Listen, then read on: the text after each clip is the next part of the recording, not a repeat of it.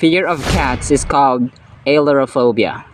Fear of technology is called technophobia. Fear of chickens is called electorophobia. So hindi ako electrophobic. Hindi ako takot sa mga manok ito. Naglilimlim siya doon, kinuha ko siya para i-model. I-model ko ngayon. At ito ang konting kalamang dapat alam mo! Alam niyo ba kung anong lahi ng mga manok ang pinakamalaki at pinakamaliit sa lahat, mga kasombreros?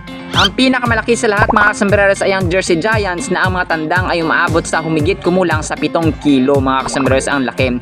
Habang ang pinakamaliit na uri naman ay ang Serama Bantams na meron lamang bigat ng humigit kumulang sa 170 grams. Pero alam niyo, mga kasombreros, minsan ang mga takot na ito ay nasa isip lamang natin na nilagay ni Satanas.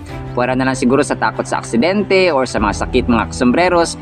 Gayunpaman, parati nating isipin na ang pag-ibig ng Diyos casts out or nagtatanggal ng anumang uri ng takot, mga kasombreros. At ang dapat nating katakutan ay ang Diyos natin na makapangyarihan over all, mga kasombreros. At yan ang konting kalamang dapat na alam mo mula rito sa Davao del Norte. Ito yung hamak na lingkod kasombrerong Dennis na nagsasabing ang buhay ay mas lalo nagiging masaya, mas lalo nagiging puno ng faith, hope, and love pag si Lord Jesus Christ na ating Panginoon, tagapagligtas at pag-asa. Muli po, maraming salamat sa sumasama sa journey ng learning, ng wisdom, ng knowledge. See you sa next segment, Monsters, and paalam po. I love you.